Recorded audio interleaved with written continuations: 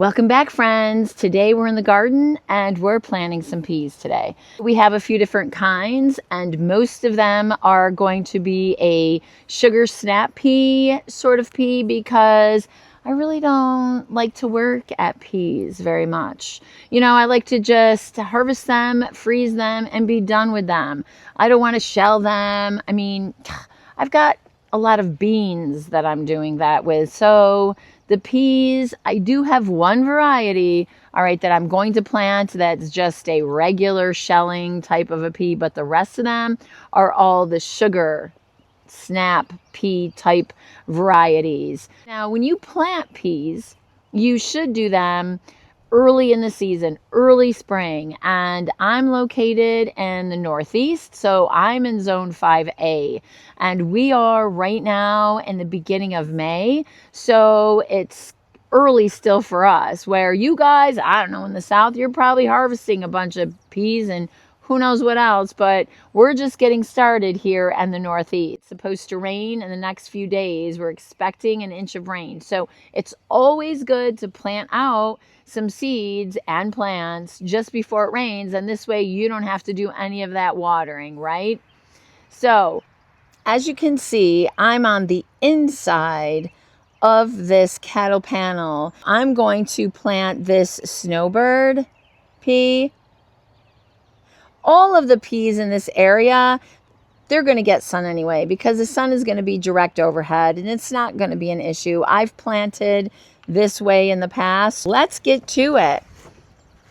Okay, these are going to be on the other side, so let's just toss that over there. All right, so what we're going to do is we're just going to make a little furrow here. Now, I'm not going to go to the very end of this bed because I like to plant some other things down in the end of the beds. So, but today we're just working on the peas because it's supposed to rain a lot tomorrow. And so then this way, I don't have to water. What is this? Why the things that fly in here? Okay. Okay, so let's get our soil. So now we can see our nice, dark, rich soil that's in here. Okay, we're just going to go like this. We're just going to keep doing it. And we're going to make this little furrow directly in front of our cattle panels. And we're just going to do it the whole way down.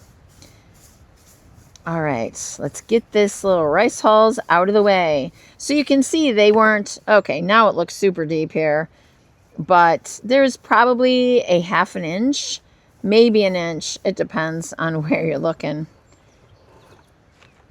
Okay, so now, let's get this here. Now check these out. These look so cool, right? They just look like, well, hey, they're regular peas. So we're going to just stick it down like this. With my finger, I'm going to do this and just push it in. And that's the beauty of buying garden soil that has no rocks in it, right? That's the best part about it. So you can just push it straight down in. Now I know that I'm planting these really pretty close. Well, the reason is because you're never really sure if these things are going to germinate or not. So you'd rather be safe than sorry. So I'm just going to come back later once they start germinating and growing. And then I'm just going to thin them out a bit because this is really a lot. Okay. Yeah. Now, when you're working in these raised beds, there is a metal bracket that you may hit. So we just work around it a bit. But you'll probably see in the next couple minutes if I hit that or not. Let's check it out. Almost to the area. Now, is this an exact science? Yeah, I guess it is science, right? Earth science or something, but plant science, all that good fun.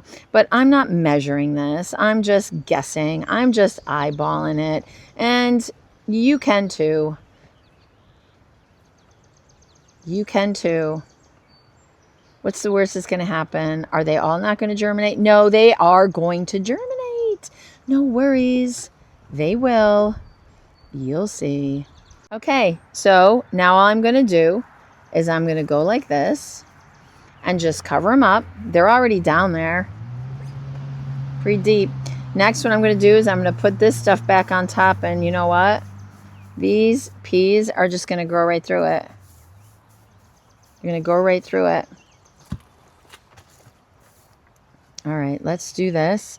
Let's cover this up.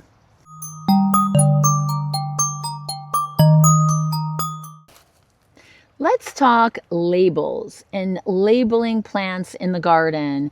I like to use a label maker, this label maker. And what I did is I bought some tape that you use with that is good for the freezer, like in your freezers, and so when it's super cold. And this way I figured it would work well in the garden. And you know what?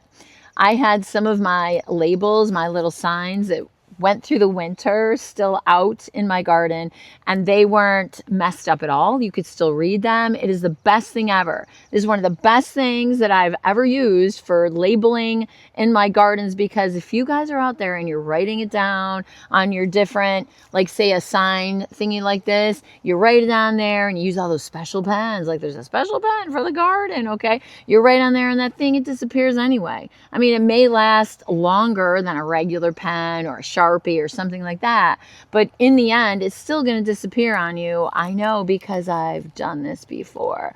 But this here, one of these label makers, this is one of the best investments and things to use for labeling your plants. Now, as far as these little deals, I got these from Dollar Tree. So you can get a whole pack of 10 of them for like $1. That's all it's going to cost.